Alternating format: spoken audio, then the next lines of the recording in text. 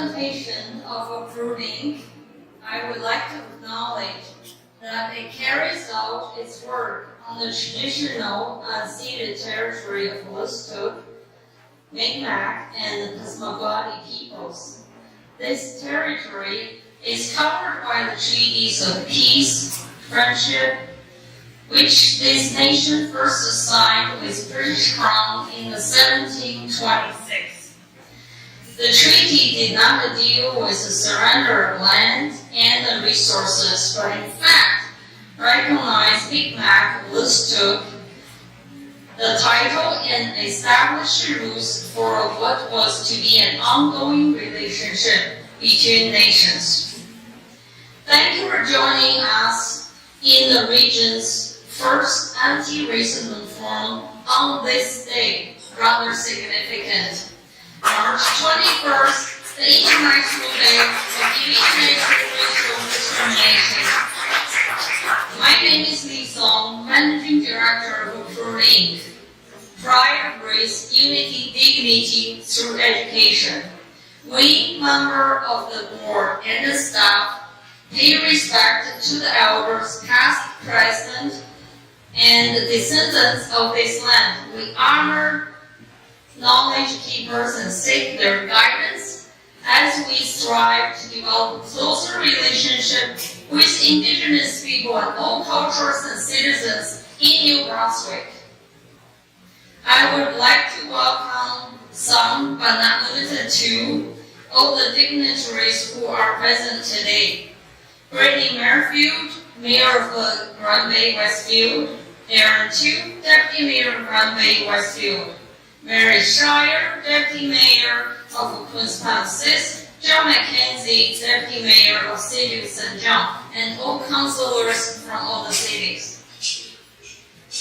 I would also like to acknowledge our board's leadership, which is very important, who are here today. Karen Hashi, President of the Board, Jasmine Graham, Vice President of the Board, Rob Thomas, Past President, Cindy Bishop, our Board Secretary, Glenn Hicks, Board Director. Thank you to our core government funders, but not limited to all, IRCC, Heritage Canada, Women and Gender Equality Canada, Opportunity New Brunswick, Post-Secondary Education Training and Labor, and City of St. John. Thank you, and to all the members that come in today and supporters who are here. Without you, this cannot be a successful event. We also want to express our gratitude and appreciation to the St. John Arts Center and to these beautiful facilities that they provided. Especially I want to thank to the Della Arts Art School led by Fabiola Martinez with 9 talented young artists for the beautiful display of artwork exposed in the lobby. The beautiful artwork you might have noticed on the poster is called The Dream of Peace by the 14-year-old Jada Davis. I encourage you to explore more at the networking session. Thank you to today's event planner and Brenda Diaz, PRUDE's All-Women Project Coordinator, and all of our dedicated staff and volunteers. I now want to pass this mic and to our newest family member, who drove 5,000 kilometers from Alberta to St. John last week on his mission to fulfill the role of managing the Diversity, Equity, and Inclusion Program at PRUDE Inc. And this is his second week in the role, and he's diving right into the city's happenings right now. He did an amazing interview on the CBC this morning with Julia Wright, and he is an official MC of this event to introduce our awesome panelists. Let's welcome Jackson Eno. Shouldn't be nice for people to see what I look like. It's pointless driving all those kilometers here and people just see you last. So, thank you. Thank you for your welcome remarks, Lee. So why are we here today? Sharperville, the year was 1960. A group of peaceful demonstrators were just going about their civic engagement to bring to the government's awareness some concerns, in a very peaceful manner, of course. But then again, a group of police officers deemed it fit to open fire on these individuals who were not armed. 69 lives were lost on that day. And in commemoration of these lives, the United Nations set apart this day, the 21st day of March, every year, to remember these persons and, of course, to amplify the voices of individuals when it comes to our fight against racism. The International Day for the Elimination of Racial Discrimination isn't a new conversation. It isn't an individual effort. It takes all of us in the room. So I implore you all, as you listen to these esteemed guest speakers who will share their hearts and what it is they have done in this field up till now, that we all find a place to accentuate the voice of those that don't have a voice, that we encourage others to treat each one of us and each person you meet with kindness. At the core of every being is the need for self-respect, for dignity, and for honor. So without further ado, thank you so much for taking the time to share your time this morning, this afternoon with us. You could have been anywhere, but you've honored us with your presence. So without saying much, I'd like to go ahead to some ground rules, some housekeeping rules.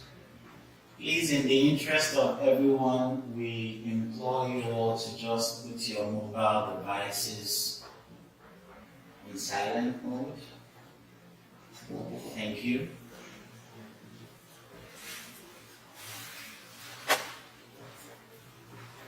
So there are conveniences located outside this door to my left. So if you need to use the convenience, please feel free.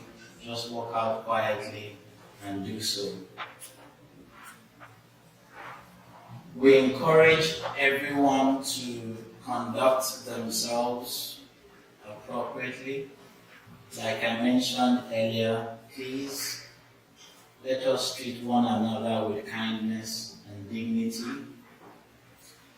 As a disclaimer, in the event that aspects of this conversation may trigger a traumatic response from people, because we'll be touching on very sensitive topics, possibly, we encourage you to seek support when necessary. So with that in mind, I'd like to go ahead and introduce each of our speakers for the day. Thank you so much for taking the time to be here with us today.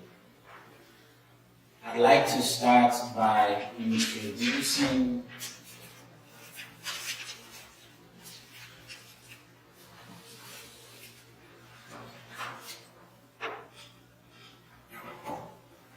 this is what happens when you have too much. But that's okay. So first on the list would be Dr. Manju Varma. Dr. Varma is the Executive Director of Human Rights, Equity and Inclusion, Nova Scotia Community College. Please say hello to the audience.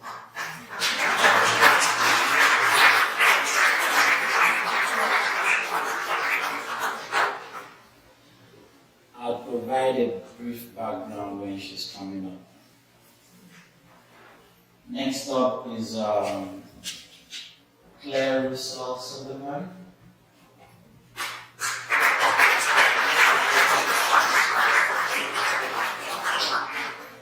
Claire is the chair of the New Brunswick Human Rights Commission.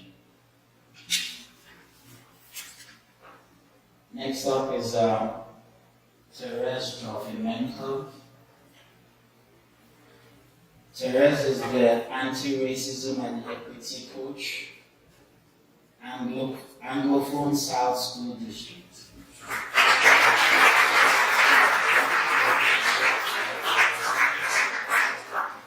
Next up is Cassandra Henry. Cassandra is the Youth Equity Liaison for the Youth Outreach Program for Black community members in the St. John region.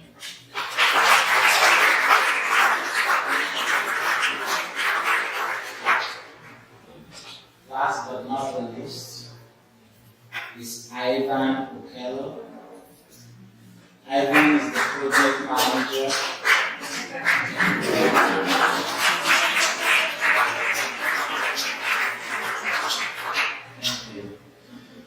Ivan is the project manager, Anti-Racism Initiatives at New Brunswick Multicultural Council. You're welcome, man.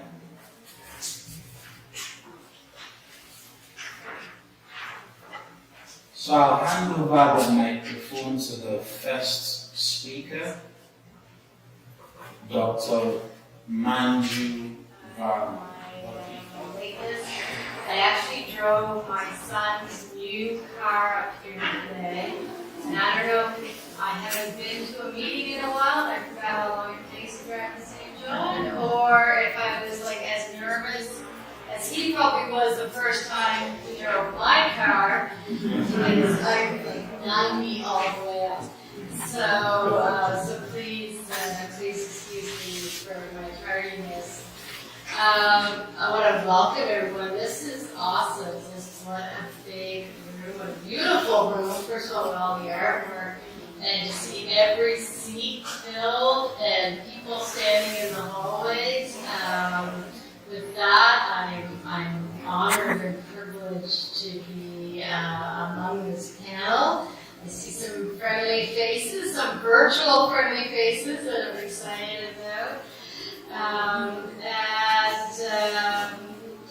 Just like I said, I'm not going to talk for long because I know that I think the biggest point of this interaction is to have questions, and I always find the answers and the questions far more interesting than anything I have to say in introducing myself.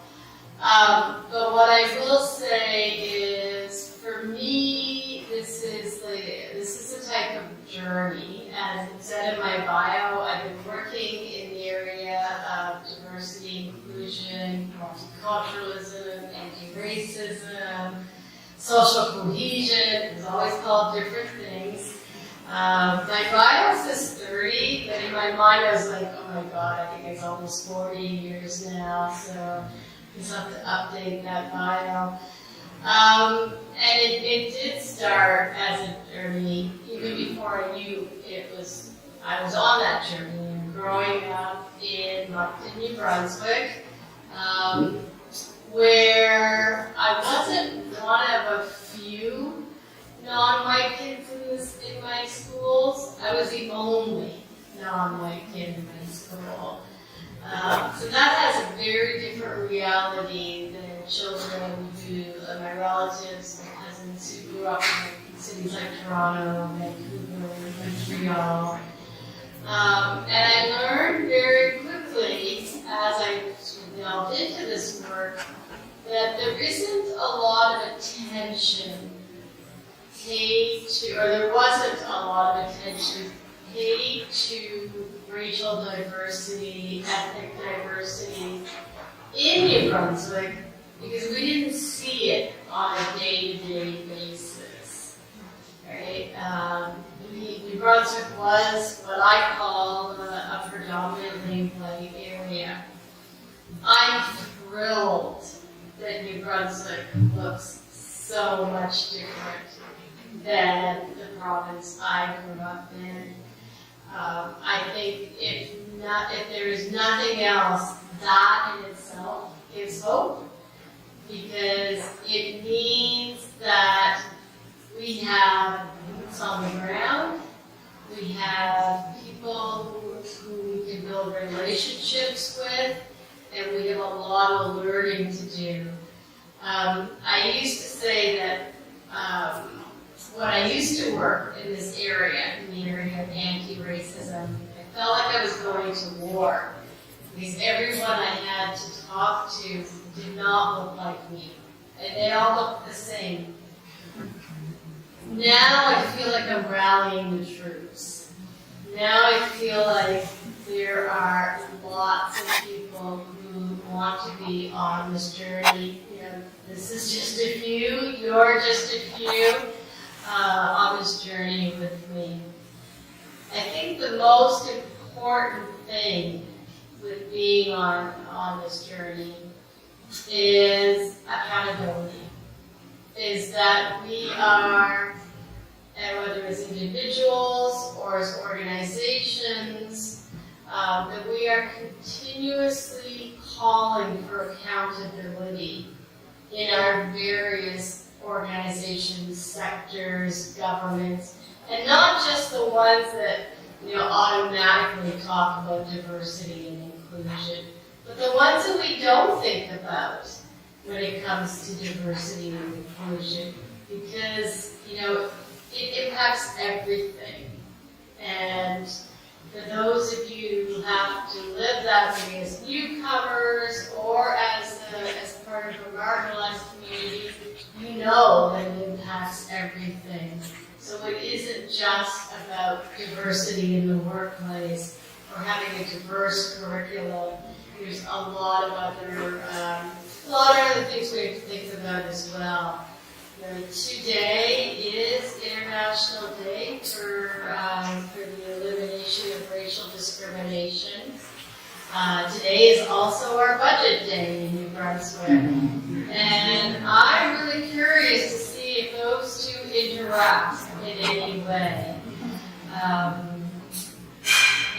My recommendations were released on December 16th, so almost 4 months.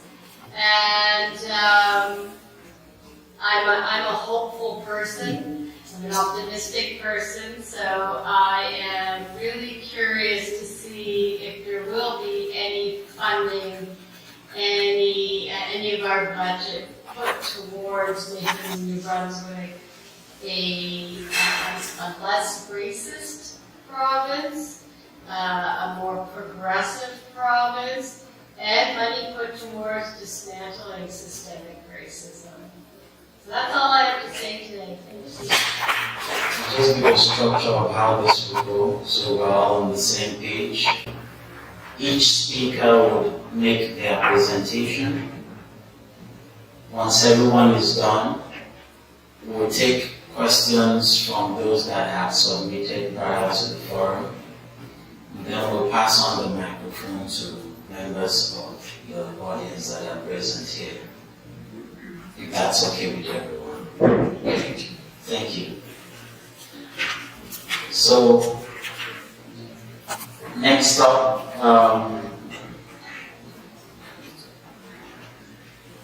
Claire Sullivan.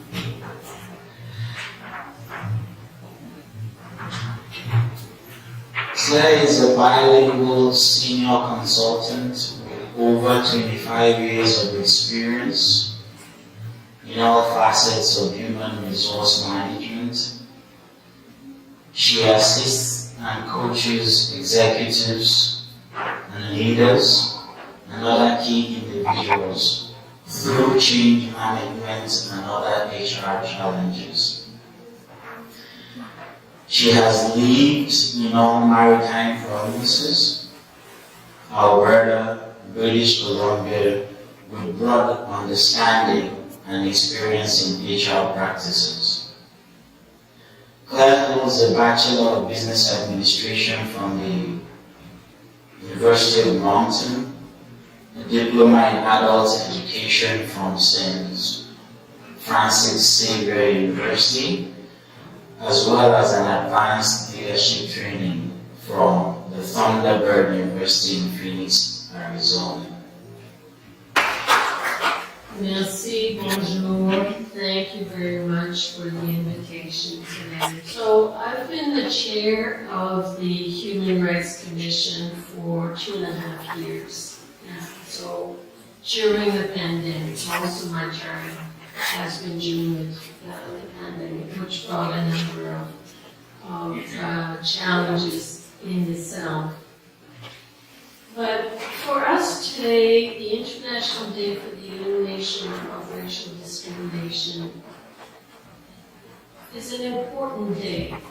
We reflect on it. All of you today are here to celebrate maybe some of the accomplishments we've made in New Brunswick. And like Dr. Manju, I want to see a New Brunswick that is more diverse, more accepting of differences, in a province that values diversity and definitely with no discrimination based on race or any of the other prohibited grounds. We're all allies in this struggle. I believe we're all allies in this struggle. We believe in the same cause. But we know that there are a number of people that don't think the same way we do.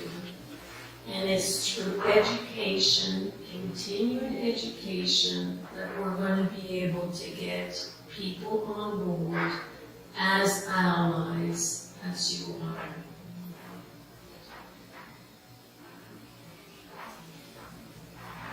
Yesterday, I drove up yesterday, Dr. Manju, so I didn't have to avoid. But the reason for coming yesterday is that I attended, I went to the Black History Society, the new center that is now in Brunswick Square, and I know they changed location just in the last year or so. If you haven't seen this new center, it is worth attending. Not only to better understand history and Dr. Ralph Thomas, who's a co-founder of PRUDE, I understand. The history goes back to the 1700s, encompasses not only what happened here in St. John and in Canada, but throughout the U.S. and the world, actually. And then the progression of the history of Black people from St. John through the years is very impressive. Definitely worth a visit. I mean, I know he's very busy. He's probably not going to want all of you to attend at the same time because he's probably managing that center with few resources. So hopefully there's more resources to assist in making that center accessible and educating people in history.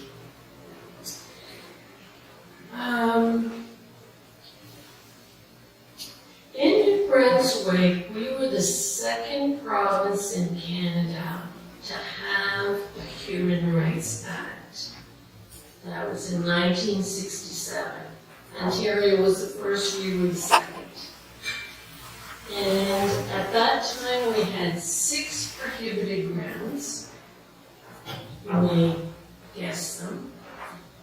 Race, color, place of origin, national origin, creed, religion. Most of those prohibited grounds relate to what we're celebrating today.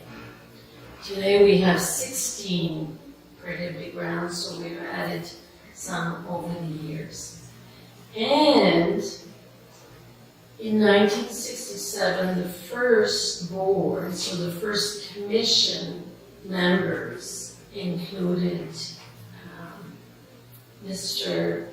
Joseph Drummond, who was a black person from St. John, as well as Sarah Simon from what we called at the time Big Cove, Elsie Buckchuck.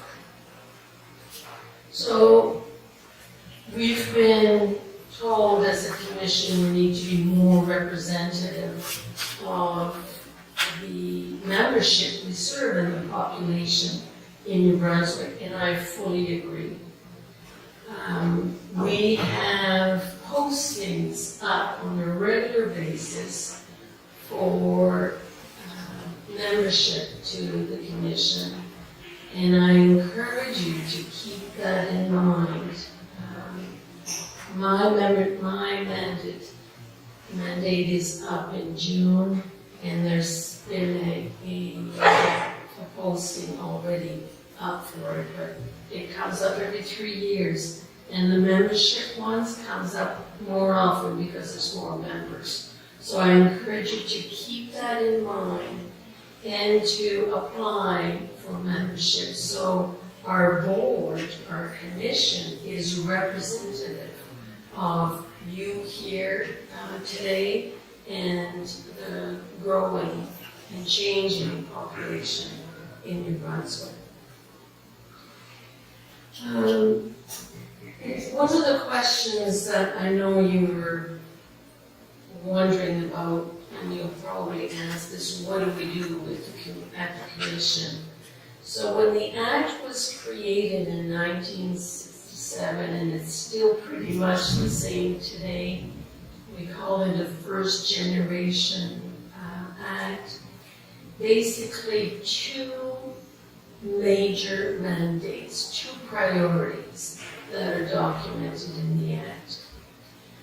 Compliance and education. From a compliance perspective, it means that we receive complaints from the public, we mediate them, we investigate them, we discuss them, we determine whether or not the complaint has potential discrimination, and then it's referred to a board, the Board of Inquiry. We receive a lot of complaints every year. We receive a lot of inquiries every year, and then we receive a lot of complaints every year as well. It takes time due to a lack of resources, but I must say the government approved additional resources for us this year, or last year, so we're very thankful, and things should improve from a timeliness perspective. The second aspect of our mandate is education. So we have a great group of employees at the Commission that are involved in education, and hopefully you've seen some changes from that perspective, because over the last year or 2, we've really increased our presence with the public. Social media aspect is a lot more active and present than we were.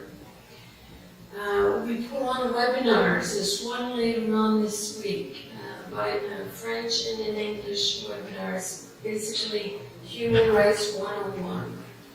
Because we all need to better understand human rights. We need to understand our rights as individuals, and we need to understand obligations of employers, service providers, landlords, and so on.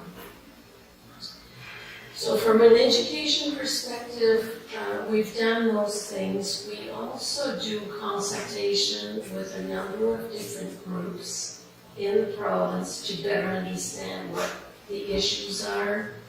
And just recently, you may have heard that we've got a brochure for newcomers that explains human rights in New Brunswick, the legislation in New Brunswick, our rights and obligations in 8 different languages. So English and French obviously are some of those languages. And then we have Spanish, Swahili, Mandarin, who else? Arabic, Ukrainian. I may have missed one. But just to say that those were all created as a result of consultation and better understanding the population, the new demographics of our population in New Brunswick.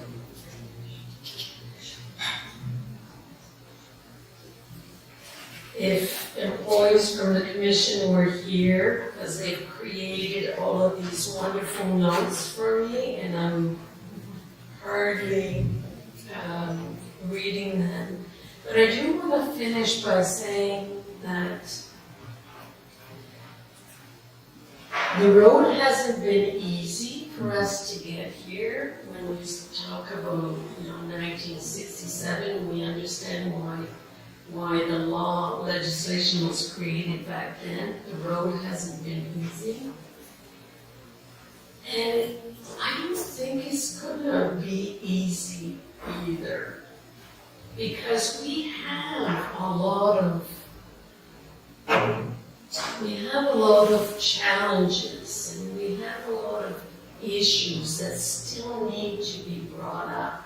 We need to convince a lot of people in New Brunswick that diversity is the way to go, that discrimination should be out the window, and that everybody should be treated with respect and dignity.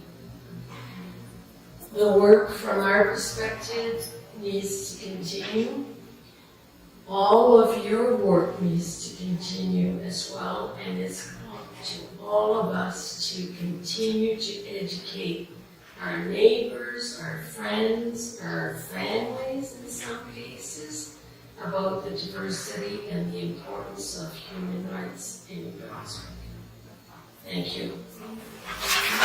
Next speaker, Therese Trofimenko, is an educator in Anglophone South School District, where she has taught since 2012.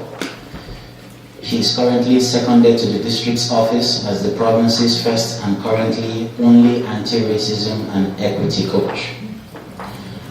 Therese has worked as an engineer, traveling to conferences to present at international levels. In 2021, Therese obtained a master's degree in mathematics for teachers from the University of Waterloo. Ultimately, her goal is to help achieve measurable progress towards equity and anti-racism in New Brunswick. Distinguished guests and members of the audience, please join me in welcoming Therese Trofimenko. Wow. It's very exciting to be here with all of these faces of humans that want to participate and engage with anti-racism on this very auspicious day. A lot of the time, I'm asked what exactly it is that I do. So I'd like to explain a little bit what it is I do. I'm a coach, and you've you've heard of a coach. Yep, no, yes? But I'm not a sport. I'm not a sport human. I am a coach of anti-racism and equity. So I go into classes and I teach teachers as well as students of all the grades how it is we can show up and be anti-racist in our lives, whether that's in grade 3 or that's as a principal. There are ways we all can show up in that way. It's very, very different, of course, throughout the grades, but I use basically the same ideas, whether it's grade 1 or grade 12. The difference is that when I go in to talk to a class of grade 2, for example, I need to spend about 3 weeks to explain what racism is first. They don't get it. Especially kids that don't have a lot of exposure to diversity in their communities, that are surrounded by people that look like them. They genuinely don't understand it, and they don't understand why it's a problem. So I find myself thinking about that a lot. How has it come to be that I have to explain to children that the world is that racist? But it is. But I do want to say, I've been doing this job now this is my 2nd year, and I've already seen measurable change. So I'm being invited into a wide variety of schools. We have 69 schools in this district. It's really, really big. There is a lot of ground to cover for one human. But I'm in more and more demand in a way that feels much more meaningful. So lately I've been going into classrooms talking to children about what it is to be anti-racist and why that's not the same as being not racist. It's not opting out of the conversation, it's actually fighting racism. And the thing that I've realized is that I'm always sort of saying the same thing. I'm always saying, I need your help. I need your help to change how things are. I need you to change how things are in your life. Because as Jackson said, I think in the very beginning, this isn't one person's job. This is the job of everyone. If we want a more just society, and I think we can all agree, especially in this room, then we all have to take on that uncomfortable feeling of pushing just a little bit more, of having that conversation with the uncle, of saying, okay, no, that's not funny. I'll explain why. Those are really, really uncomfortable things. And it's really, really hard to begin. But once you begin, it becomes a lot easier.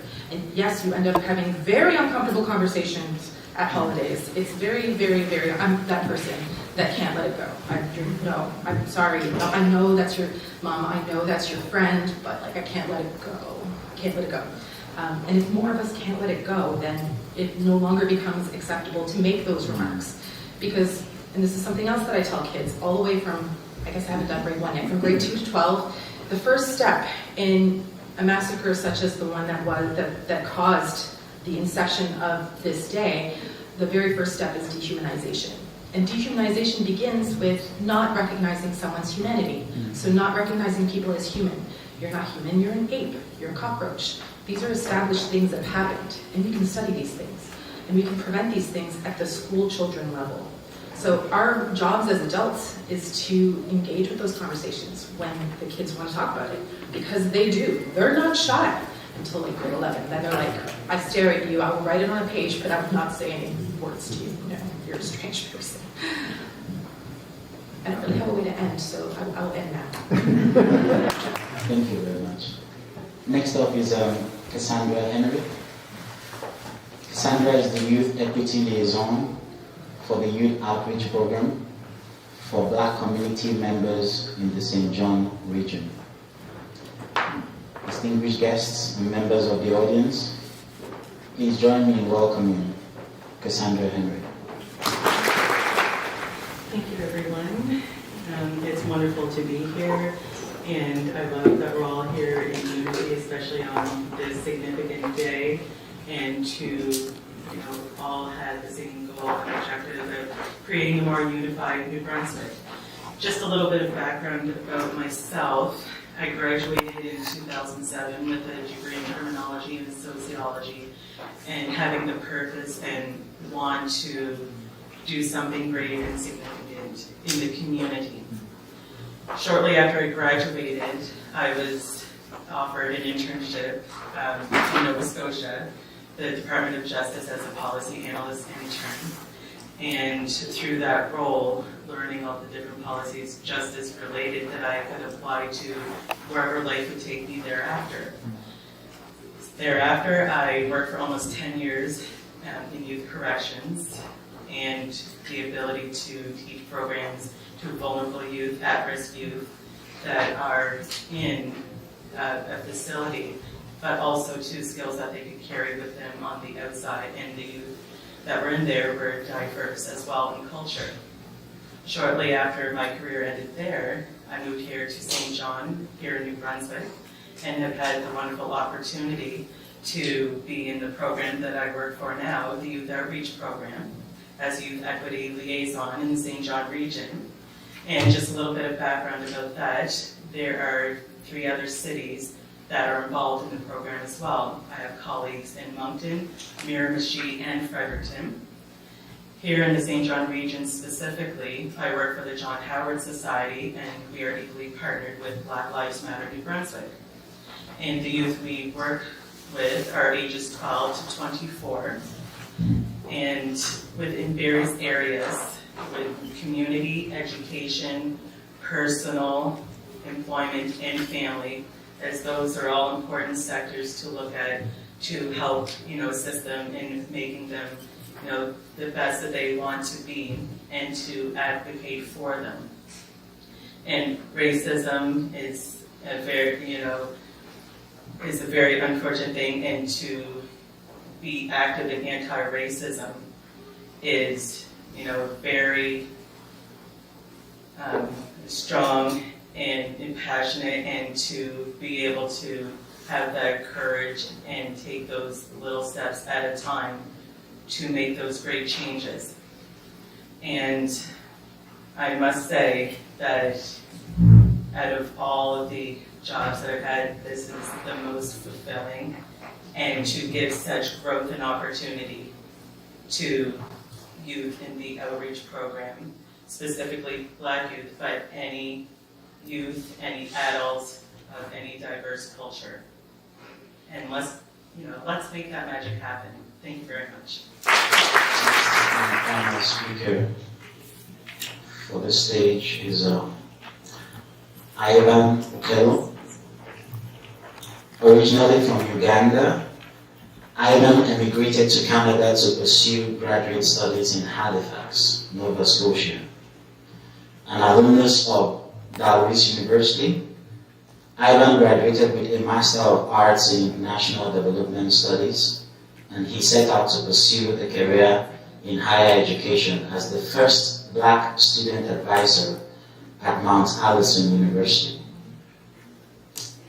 Ivan brings extensive experience in curriculum development and training delivery on various topics, such as cross-cultural competence, equity, diversity, inclusion, gender-inclusive principles, and anti-racism.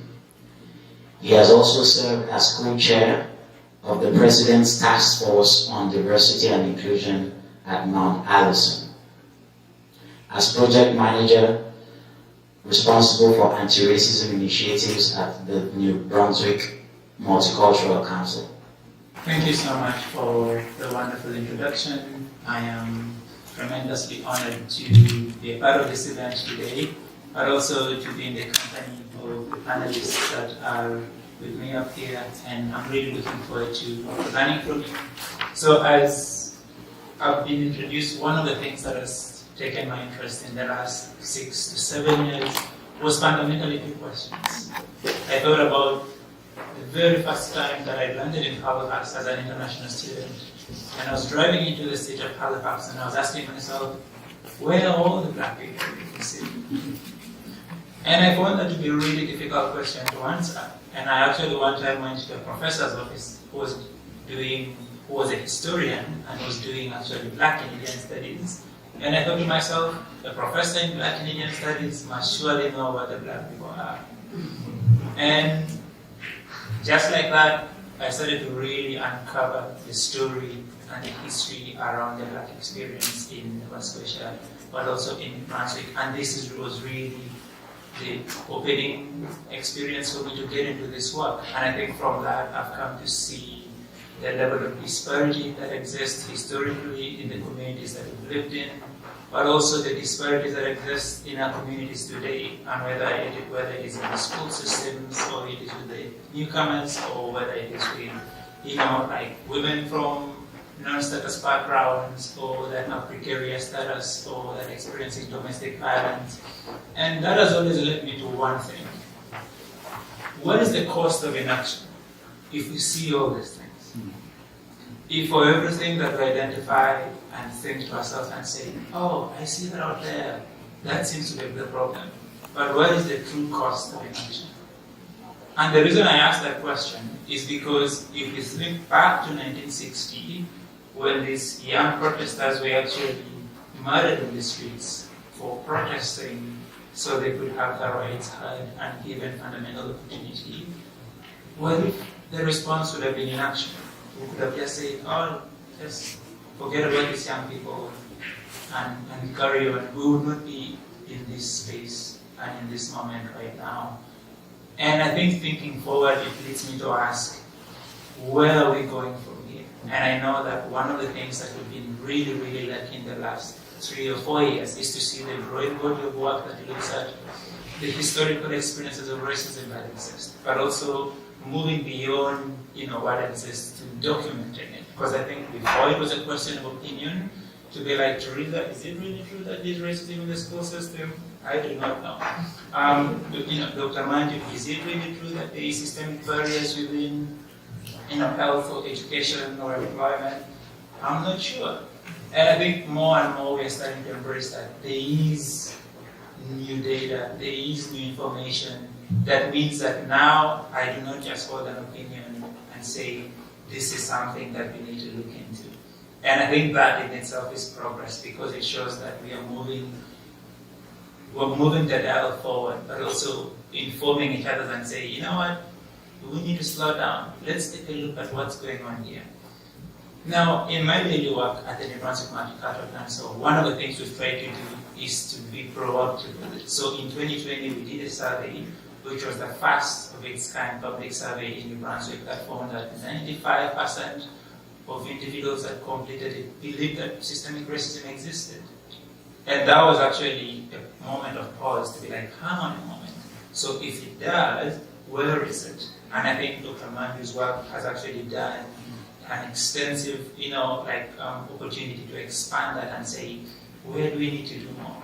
And where do we need to act? And where do we need to build resources? But I think for me, the one thing that I want to remind each one of you is, as far as, or as much as you know now, what is the cost of inaction? If we learn and we choose not to act, what is the true cost of that? And I think if you ask me now, it will be the newcomers that we cannot keep because they're struggling to find work, or the foreign credential educated graduates that cannot find expertise to get employment in different spaces. For me, if you start measuring the cost, going forward 10, 15 or 20 years from now, I'm like, can we just say, what is the true cost now?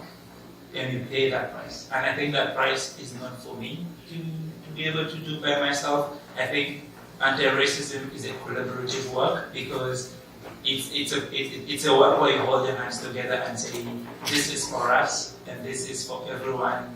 And I would like to plant a tree that my grandchildren can live in, and that tree means going to school where they're able to experience, a space and an education that is free of racism. And it is also going to an employment space that actually sees them for the potential that they have, that they're bright and brilliant young adults that have as much desire and capacity to give to this country just like anybody else. So I think for me, one thing that I want to leave with you today, and I know this is a conversation we're going to explore more and more, is how do we go to where we need to go? And that, for me, is a collaboration that requires each and every single one of us, whether it is a Human Rights Commission, or it's with the education system, or it's the work that Manju has produced in terms of building, and also part of it also has to be, building bridges and allieships with indigenous communities. Because one thing that I would like us to really embrace and say, the same past system that was existing in South Africa that led to this murder is the same persistence that indigenous communities have to face to move, and it's almost like if you needed a driver's license to drive a vehicle, an indigenous person needed that to leave and go to a Walmart or go to Rothsay or go to Grand Manor. And I think that is something that I want us to continue to remember, that we are not free until every one of us is free. And we are not equal until every one of us is able to be equal and actually maximize the potential. So I'll leave it at that, and I know that I went last and I'm really looking forward to this. So if you have any questions, I'm more than happy to discuss and share after that. Thank you.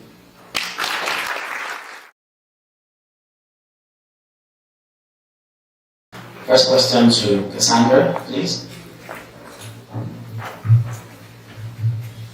This person would like to know, what progress, if any, have we made in New Brunswick to advance anti-racism awareness? Thank you very much for the question, Jackson. So the progress I feel that we have made with regard to advancement in anti-racism awareness.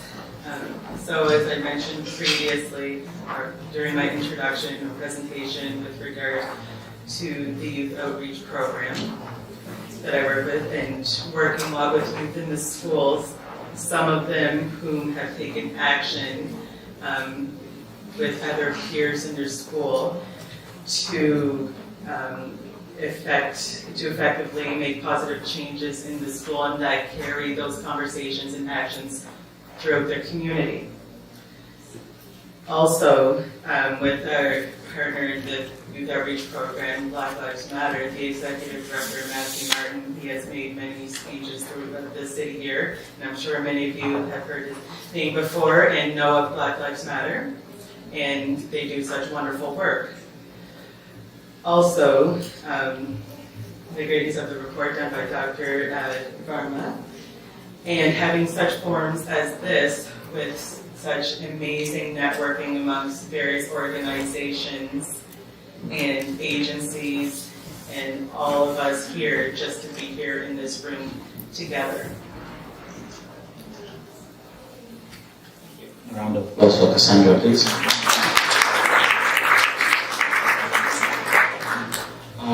In the event that you're in the audience and you perceive yourself to be shy, and you don't want me to pass the microphone to you to ask your question, you could just scribble down your question and just have someone pass that to me.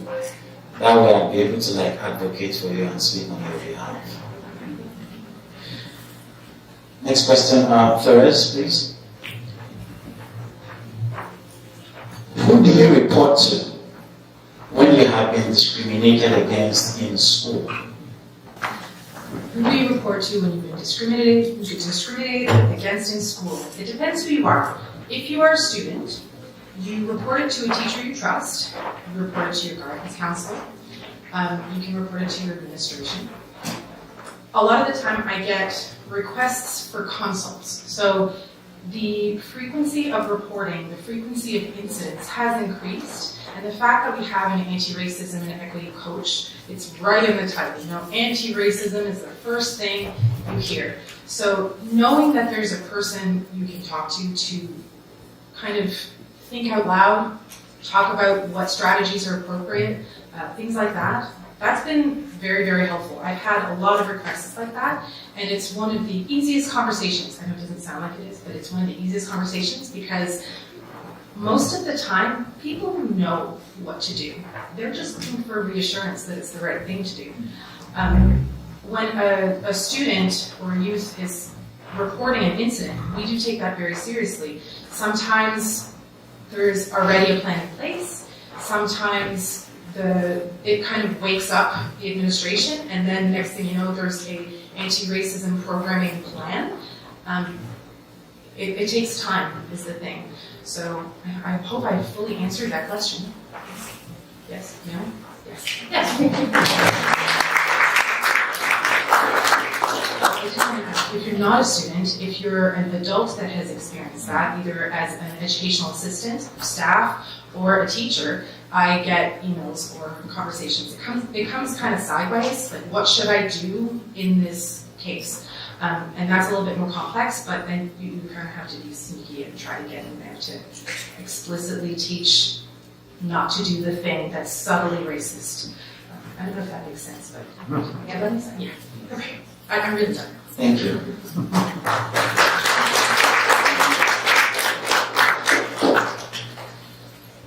So I'm throwing this question at Claire. Okay, there was a question there, I don't know if you want to take it or not. An in-person. I have a question, please. The question you just talked about, now I'm the one that sends that question. And the answer I got is an answer when it happened to an adult. So how do you describe a situation where such is practiced among 10 years, 6 and 7 years old kids? How do we address that? Do you mean an incident between students, like two kids? Exactly, yeah. Okay, that happens all the time. It happens a lot. I hate that it happens, but it happens a lot. What ends up happening, it depends on what grade, what age, and the level of understanding that the child has and can get. So, for example, if you have a grade 1 child saying something racist, they don't know what they're doing. Like, they don't understand.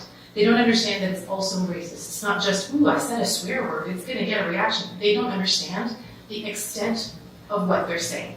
So that becomes an introduction or a way to get that teacher's attention, and then I come in and do an intervention. So like a few explicit anti-racism lessons so that we understand that's not a thing that we do, and what do we do when, it's the same as bullying. What do we do when we see something like that? Who has the most power? It's not the bully, and it's not the person who's being bullied or who is the victim, it's the bystanders. And you don't want to be bystanders, we want to be upstanders. So that's how we talk to kids about that when they're very young. When they're older, we talk to them a little bit differently. So it's on a case-by-case basis. Does that answer your question? Yes, in a way, but I believe we can still do more than just mere talk. You want more than education to happen for this Yeah, you child? started an example of a grade 1 student, right? Yes, I understand. They might not really understand what they are getting into. But there is a pattern. That is one.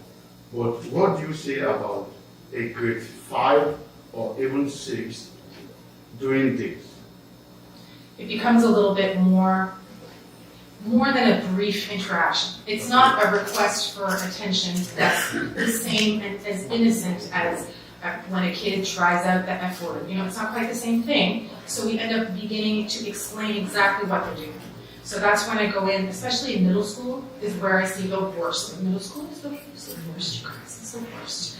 That's when they're cruel, really, really cruel, and don't really understand the extent to which their words affects people. So that becomes a much more important intervention that can't just involve me. It involves me, their teacher, their guidance counselor, their administration teams, and then we evaluate over time. It's not me, because I'm not the one that has a relationship with the kid, right? I have to advise, but I can't intervene, I can't interfere because, well, for 3 reasons. 1, it's not appropriate, I'm not on that administration team, I'm not at that school, and I don't have a relationship with the child or with the parents. 2, I'm just one human. I'm just one human person. That's all I am, just the one human person. I can give advice and give best practices and recognize patterns in our district, but I can't change every single individual situation. That's too much to put on me, so I can't accept that. And I don't remember the third thing. Helpful. I do want to fully answer your question. If you want to talk more after, please find me, okay? A round of applause for that response.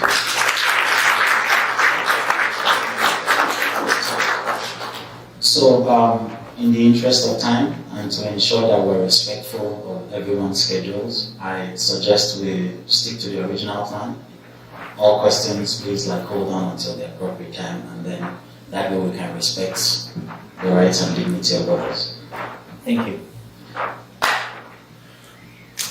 Claire, the rule applicable to Canadians are different from immigrants, especially in the workplace. Why is that? And this person says, I am a racism survivor in New Brunswick.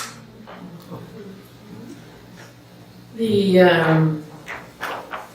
legislation, the Human rights legislation applies to any New Brunswicker, whether they are Canadian or a newcomer to New Brunswick. So I'm not sure about the specifics of this person, but if a person, newcomer to New Brunswick or to Canada, feels that they are discriminated against from an employment perspective, I would suggest that they contact the commission. I mean, I think it's wonderful to us that you have that service available in schools and you can deal with it right away. There could be within an employer's services someone, maybe in human resources, that can assist. But if there isn't, and the individual feels that they're being discriminated against, call the commission, talk to somebody there, and submit a complaint.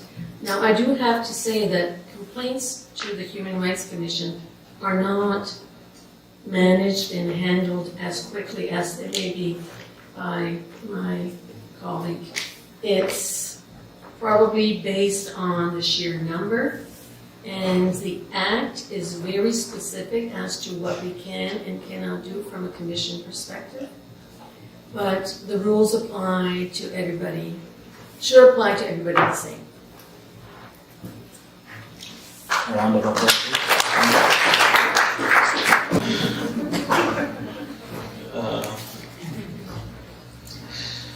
So it's been 8 years since the Truth and Reconciliation Commission submitted a set of actionable items to the government, what is known as the calls to action. It may surprise you to know that as at today, only 13 of those have been accomplished. My next question would be to Alan. How can I learn about anti-racist practices that support indigenous women with substance use disorder? Well, thank you so much for the question. And I think you've really done a good job in adding that anecdote to say that only 13 of the recommendations have been met. And I think if you measure based on the timeline, since the recommendations came out, you would average at least 2 of them per year. And at that same trajectory, it puts us almost at a deficit on when they will be tangibly achieved by the end. But I think the one thing that I've mentioned specifically in regard to the question you shared is that it's important to identify areas of first point of contact resources. So, and whether this is, addiction support or it's mental health support, and again, it's one of those areas that we need, as you mentioned, funding, because at the end of the day, these places cannot operate without resources to be able to mitigate this. And I think in New Brunswick especially, that's something that I would want to continue to advocate for funding, because I know that it's something that is difficult to achieve, especially if you're dealing with indigenous women, but also the indigenous community in general, but also youth and mental health and substance use as well. So I think this is something that I think directly in terms of a funding response, I think that is the most fundamental difference that will actually make access more possible. And I think with the secondary one would be just having more access points, whereby if someone is in St. John, which place do we know in this room that someone would go to as a first point of contact resource to deal with, And I think if we do not know that information in this room, then I'm very sure and convinced that some people that are out of this room will not have that information either. So I think it's a layered response that comes back to funding, it comes back to what you mentioned about access to services, it comes to access to information, because I think for us to be anti-racist is for us to be proactive. So we cannot, stay and do what we want to see happen. And I think the first step is us actually taking that initiative. And I think the first one is to have some of them perhaps go to some of the areas of need, as Manju mentioned. And it's a good coincidence too that budget day and today, maybe we should reinforce the message more that maybe some of the funding should go into supporting indigenous women and accessing resources. Well said. A round of applause, please.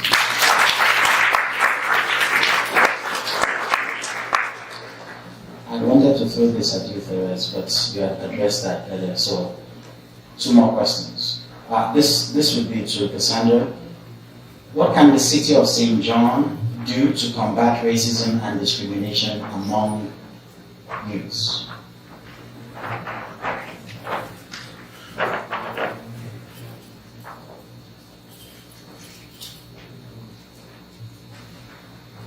Thank you very much for the question. So what can the city of St. John do to combat the Racism and discrimination among racism and youths. discrimination among youth? So again, we have the youth outreach program, but it's also having as most of us have mentioned, the resources available and having that safe space and those that you trust to talk to. And having a program for this time specifically for Black youth. However, diversity in general for other cultures as well, to find, a network that you can go to have various, as I mentioned before, organizations, agencies, all of us here to come together as with common goals and unity to move forward, keep the talks happening and having such events as this happening. And it's wonderful when you have peer-to-peer support to be able to relate, because a lot of youth may be afraid to talk to an adult. So peer advocacy being very important, education, educate yourself and to be that influence, mentor, and change that you wish to see in St. John here in New Brunswick, in the country, in the world.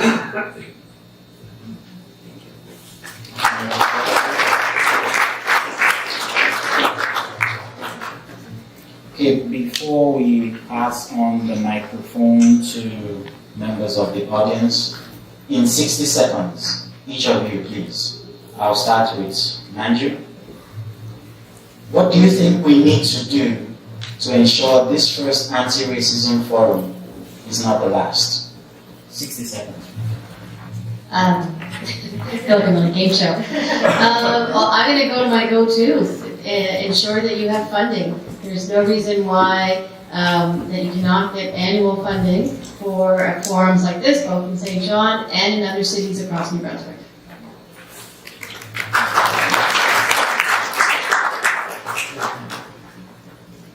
60 seconds. I would say we need to put more resources to our youth.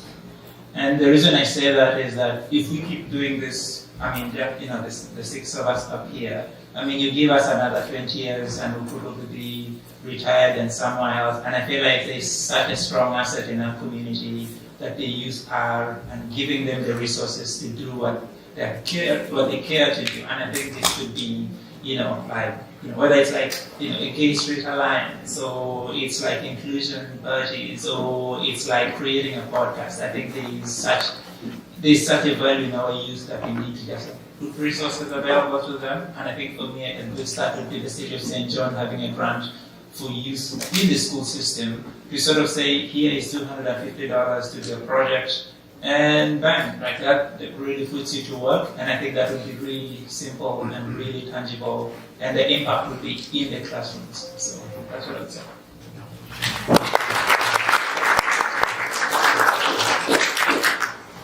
I had forgotten the question. What do we need to do to ensure that this first ever anti-racism forum isn't the last? We need to talk about it. We talked about youth and offering them opportunity. Something else I want to talk about is that kids are born activists.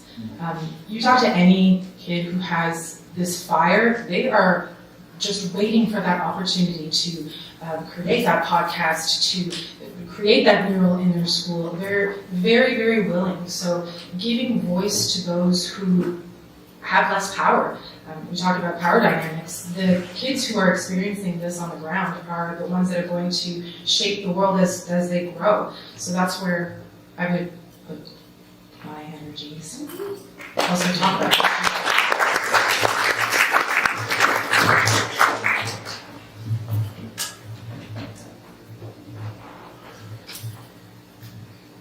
Along with my colleague, Therese, which she had mentioned, to keep the awareness alive, just to keep the talks going. And as she had mentioned in her presentation, in teaching or educating and talking to children from like grade 2 to like adults, to be able to make those services or those talks accessible and the comprehension level reasonable, to be able to build those strategies very effectively and with the strength that it involves. And also to not be afraid. There's no such thing as a stupid question for saying it like that. However, it takes like courage, and I'm very proud of all of you for being here and all of us like being here together, and to always like reach out to any level possible and to write down anything that you may have, because those questions and any type of comment will come in handy later on, and to have this opportunity today will create another opportunity tomorrow, and we're a part of something very historic here. Thank you very much.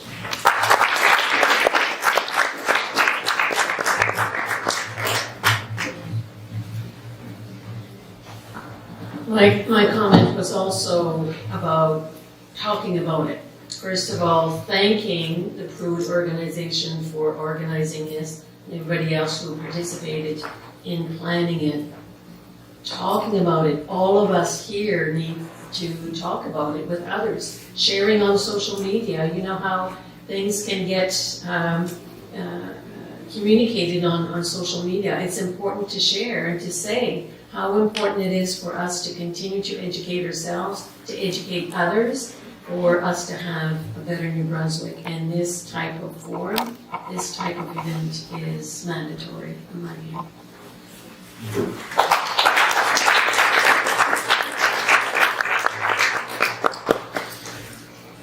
Thank you so much to all our guest speakers. Over to the members of the audience. Just raise up your hand, signify if you have a question, and then we'll have someone pass a microphone to you. Or better, do we have a microphone around? Or you could just walk up here and like. Who does have a question? So please tell us your name and ask your question. Thank you. Hello, my name is Edwin, and I'm an administrative professional student at NBCC. I'm a newcomer. I just came in January. First of all, this morning when I was coming from this event, my niece told me something. She said, wow, when I told her about the event I was coming for, and she said, why don't we have like an anti-racism club the same way we have clubs in school? I got me thinking that that's true actually. And I remember her saying something like that previously, that they have different form of clubs, even the ones that are not necessary, that anti-racism is an important club to have. And well, while the conversation was going on, I just figured, well, I could just mention it. And secondly, my question is, how do we handle unspoken racism? We have the ones that, okay, they say words to you, but how do you handle the ones that you could just feel that this person is being racist towards me? And also, at the workplace, why do we have to work 3 times harder to prove ourselves? You see others, being lazy and not doing their jobs right. And they don't complain. But once you just miss something, then it's all over the place. We have to work, even 3 times as small, we have to work like 10 times harder to prove ourselves. How do we combat this? And lastly, regarding the unspoken racism, yesterday I was walking down the road and this lady was walking her dog, and I was already smiling at the dog and all mushy. And she, about 2 other people were coming towards her. They played with the dog, and immediately I was not approaching. She mentioned the name of the dog and said, "Let's go." She doesn't want to talk to you. I was like, I have to tell her that, no, I actually want to play with the dog. But I felt what she didn't say. She didn't have to say it, but I felt it. How do we handle such? What do we do? Thank you.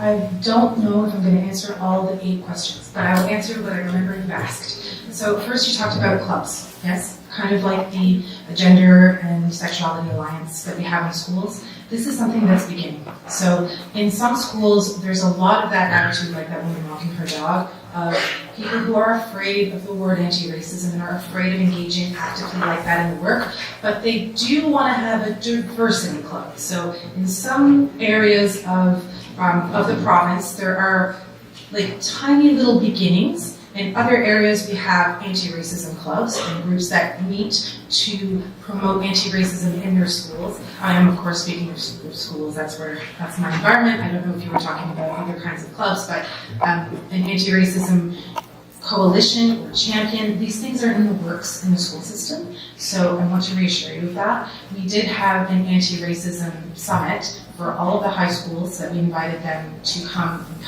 together, hear and learn, and then discuss strategies to bring these ideas back to their schools. We gave them a budget, and then we said, spend the money, please, before the end of March, because that is fiscal. Budget, right?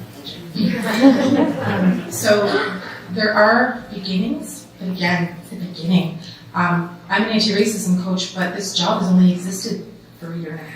So we're at very early days in this.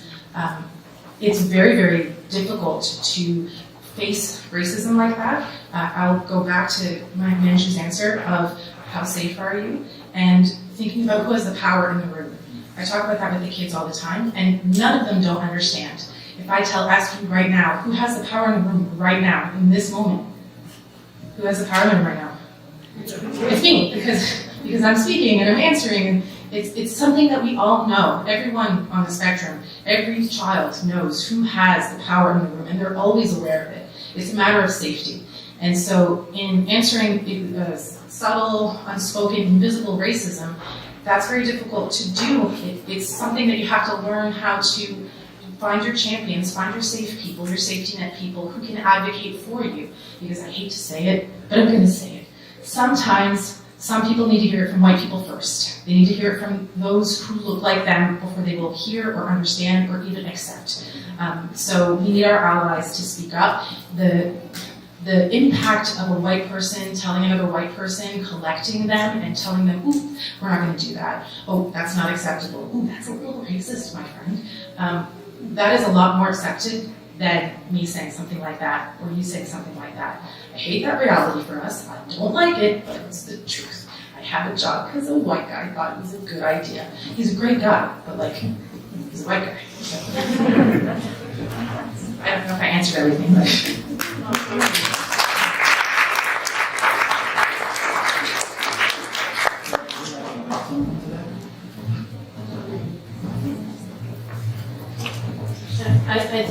I think people's attitudes are based on long-standing values, and as we all know, values and attitudes are difficult to change. So I'm trying to think of the situation.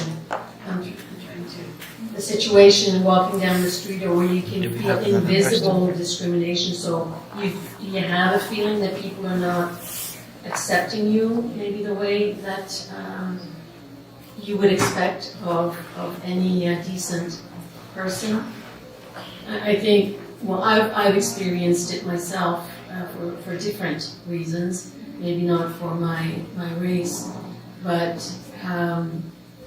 it's continuing the conversation with those people. They're the ones that are not educated and don't have the knowledge that we have accepting diversity. And it could be that, you know, seeing somebody different for them is a first occurrence. It's not going to be the last, we know that. It needs to continue, and it's through making the conversation starting and continuing to be professional in the way we deal with people. And, you know, if I were faced, and maybe it's because of my age as well, I wouldn't mind saying, well, you seem uncomfortable. Is there something I can help you with? That sounds different coming from you, right? Yes. Yes. Sorry. Yeah.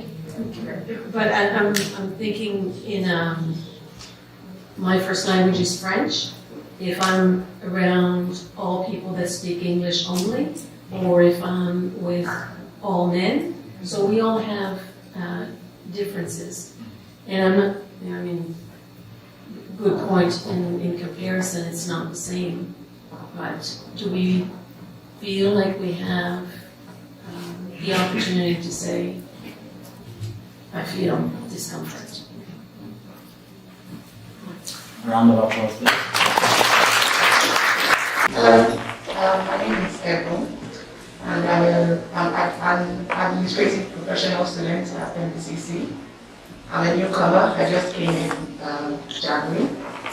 First of all, this morning when I was coming from this event, my niece told me something. She said, wow, when I told her about the event I was coming for. And she said, why don't we have like an anti-racism club the same way we have clubs in school?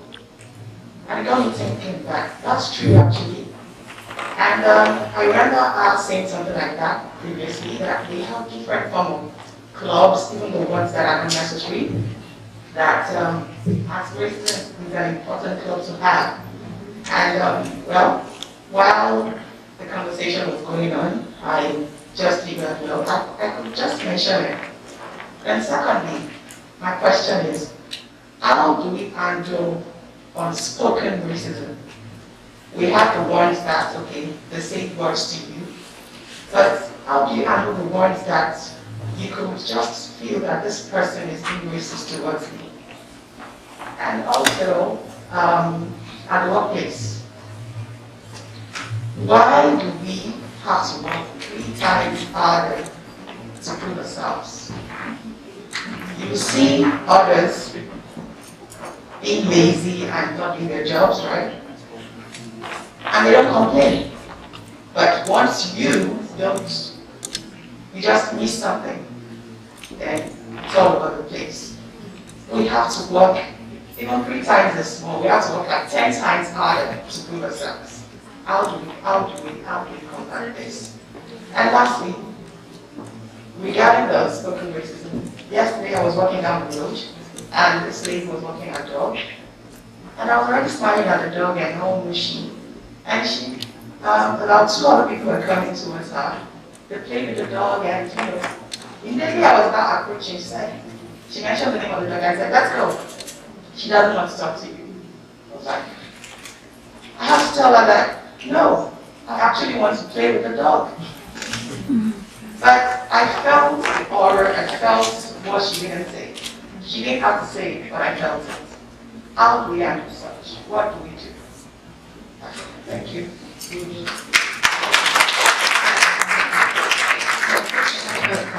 Yes, kind of like the gender and sexuality alliance that we have in schools. This is something that's beginning. So in some schools, there's a lot of that attitude, like that woman walking her dog, of people who are afraid of the word anti-racism and are afraid of engaging actively like that in work, but they do want to have a diversity club. So in some areas of the province, there are like tiny little beginnings, In other areas, we have anti-racism clubs and groups that meet to promote anti-racism in their schools. I am, of course, speaking of schools. That's my environment. I don't know if you were talking about other kinds of clubs, but an anti-racism coalition or champion, these things are in the works in the school system. So I want to reassure you with that. We did have an anti-racism summit for all of the high schools that we invited them to come together, hear and learn, and then discuss strategies to bring these ideas back to their schools.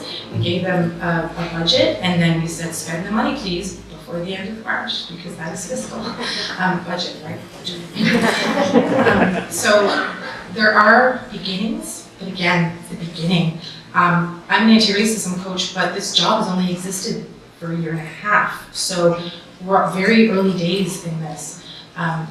It's very, very difficult to face racism like that. I will go back to my Manju's answer of how safe are you, and thinking about who has the power in the room.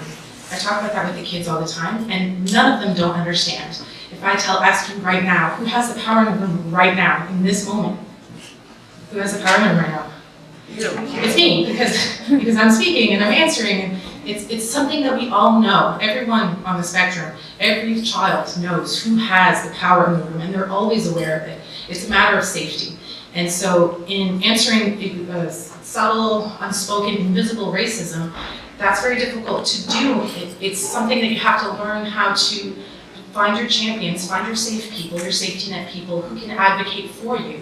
Because I hate to say it, but I'm going to say it. Sometimes, some people need to hear it from white people first. They need to hear it from those who look like them before they will hear or understand or even accept. So we need our allies to speak up. The impact of a white person telling another white person, collecting them and telling them, ooh, we're not going to do that. Oh, that's not acceptable. Ooh, that's a little racist, my friend. That is a lot more accepted than me saying something like that or you saying something like that. I hate that reality for us. I don't like it, but it's the truth. I have a job because a white guy thought it was a good idea. He's a great guy, but like, he's a white guy. So. I don't know if I answered everything, but.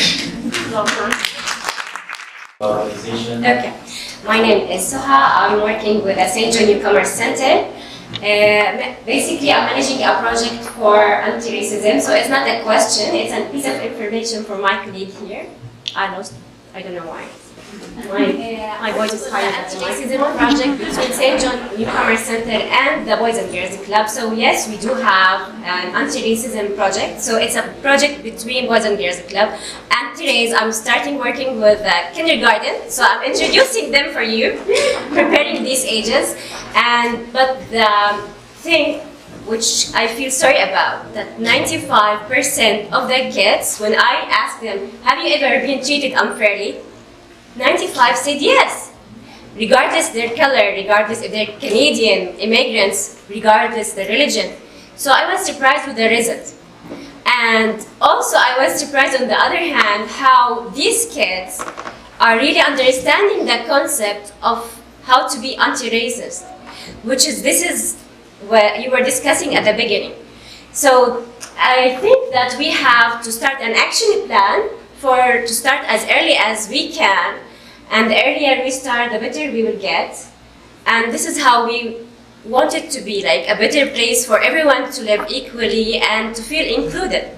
And I'm sorry to say, but even my son, he's in grade 6, but he has said one of the teachers is treating him unfairly. And he keeps coming back home and said, Mom, this teacher is racist. I was like, no, mommy, we don't need to say racist. We have to be like, just to give the instructions for our kids to how to speak up and to say enough. So I think we have to start an action plan from the kindergarten and also to teach the parents. And for you, I'm happy to give you the information of the clubs, which I'm available until April, until the fund is gone. And even I'm not an educator or even a teacher, but it works well. So we did educated or raised awareness between 175 kids in St. John, Grand Bay, July. So also one more thing and last thing, we need to expose our kids to other diverse cultures. So when I visited Belial, I was surprised with the kids. They have never seen any new immigrant. So when I asked the supervisor there, she said there was no other color. These kids stay with their classmates until grade 12. So I'm the only one with brown eyes. So I was telling them about racism. What's that?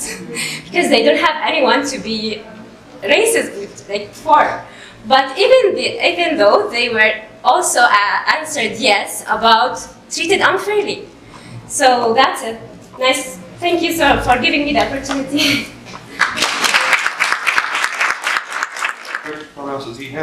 So the question that I have, with the understanding of the power of education and collaboration, especially comes towards the youth-based or organizations or projects, how can we be sure that the youth in our community get the proper education and the training, and how can we ensure that they're involved with proper sectors and organizations so they can reflect their communities and represent their communities in the city or the I want to say provincial level or maybe even the national level, and what are the resources available for them to be able to continue on their path and not only as, let's say, aspiring leaders, but community representatives.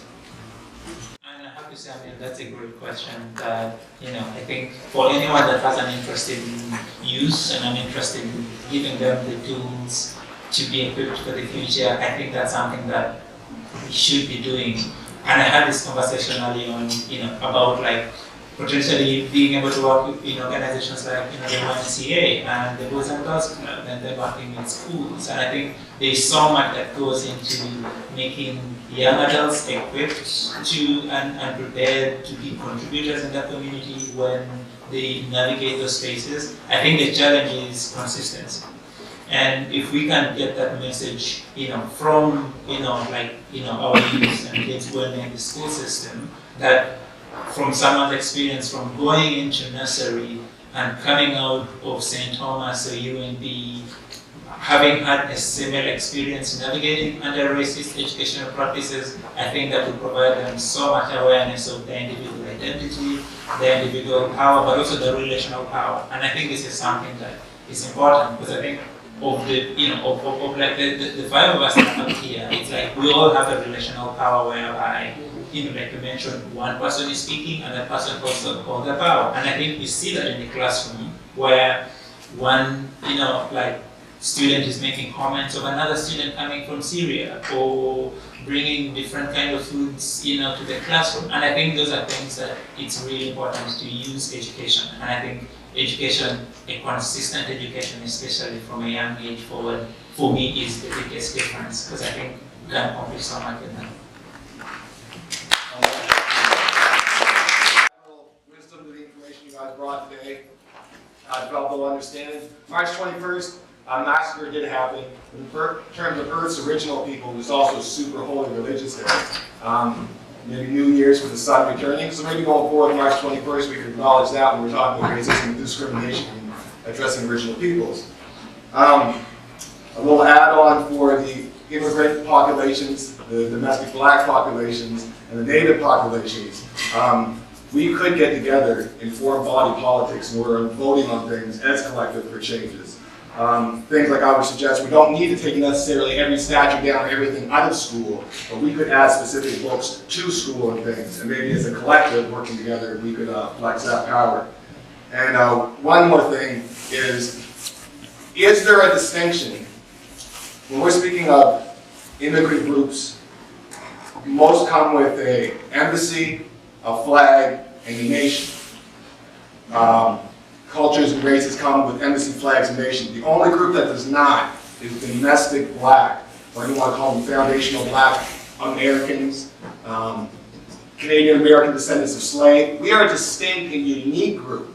So when black money is allotted due to the issues affecting the domestic blacks, and it goes to others, I think it could cause issues in which maybe we should address those things as well, the difference between what is a domestic black, how long you have to live here to be domestic black, but these are issues that I don't want to have tensions with my brothers and sisters with, and I think going forward we should really address to make sure the right money goes to the right population. Because if I go to Nigeria, I don't assume I'm getting Nigerian people money. But if Nigerian people come here and get black money, I'm like, I try to yell at my brother, but I'm like, isn't there newcomer money? Is it black for black and newcomer for newcomer? Something to think of going forward. Thank you to everybody. For bringing that up. I very much appreciate it.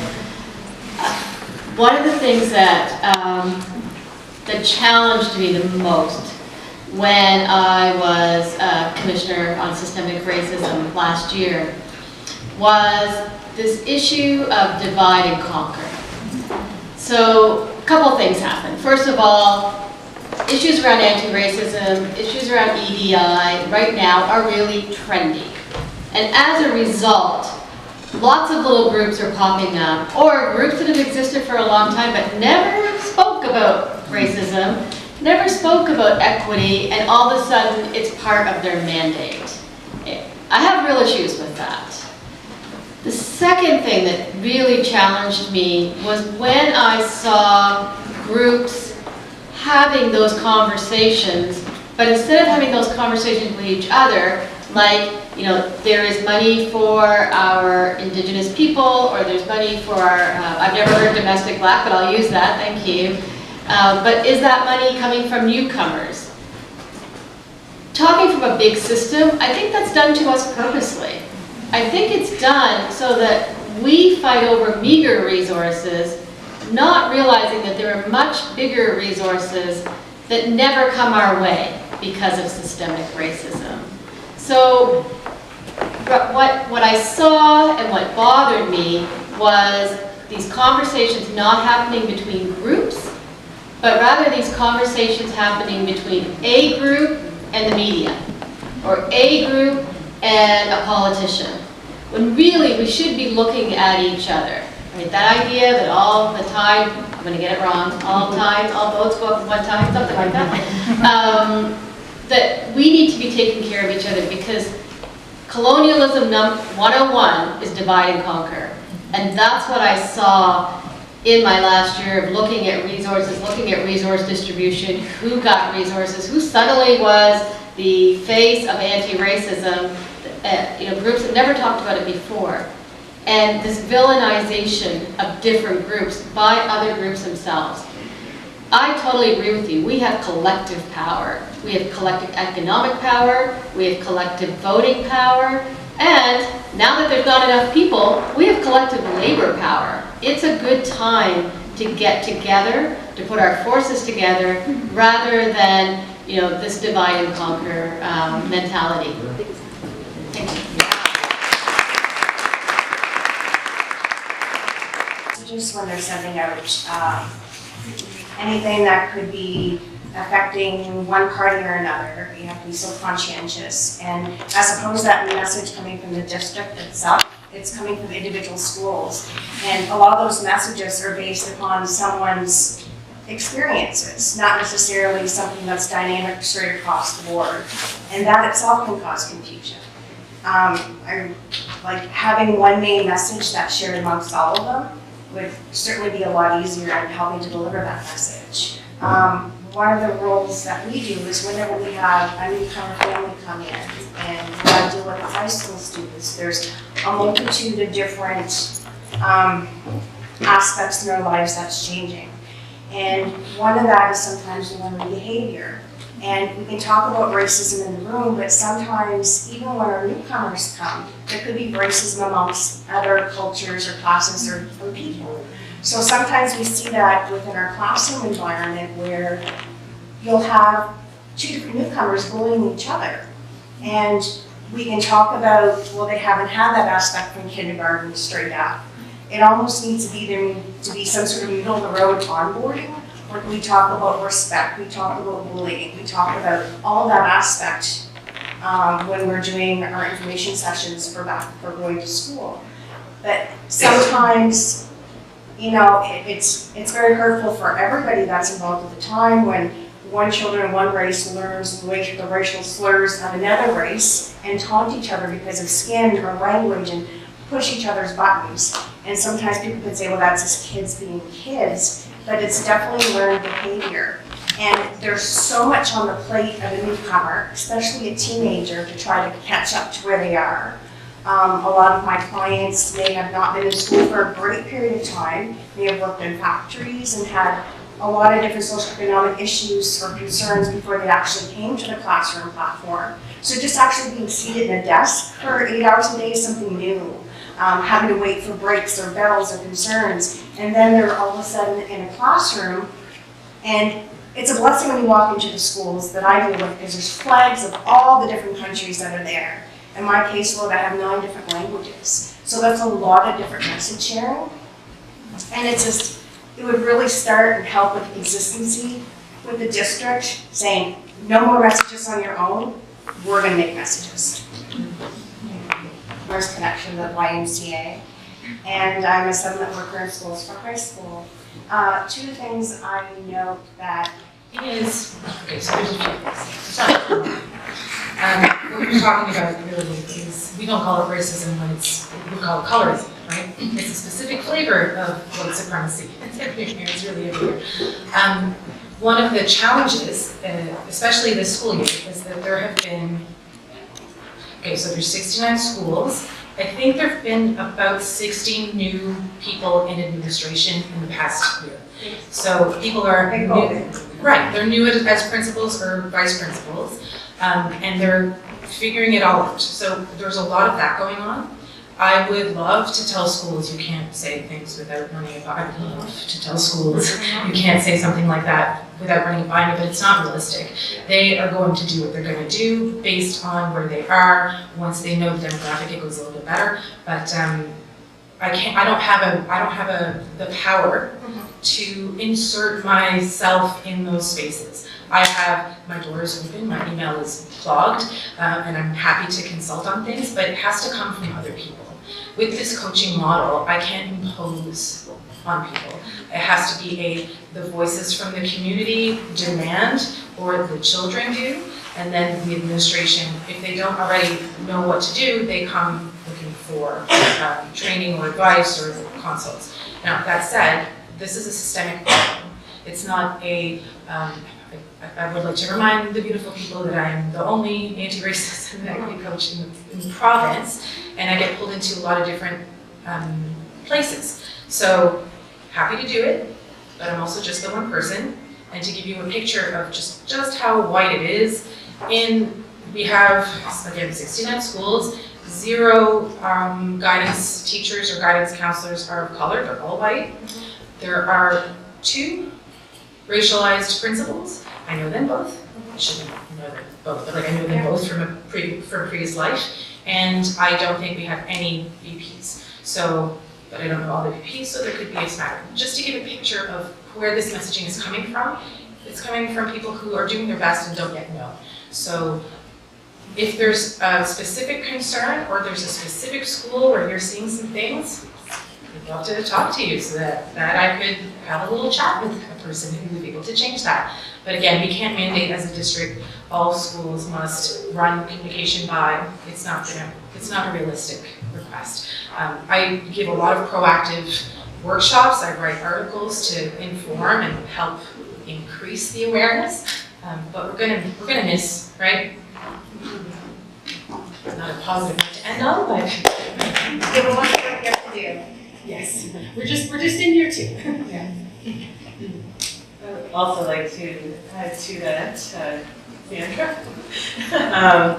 that again, and I know, and pardon me for, mentioning as I mentioned over again, but it's very important, again, very significant with regard to the program I work for, specifically for Black youth, and it's ages 12 to 24, I would give clients. And I must even though it's for 12 to 24, it does feed the family very valuably in the community. So if you do have any Black clients at all that you feel would benefit, I can teach many things or help assist, or if I even referred sources to some life skill challenges they may have, and I can assist with that, even going towards common sense counseling as well, having that safe space to talk and having that mentor as well. So afterward, if you would like to, I can give you my information as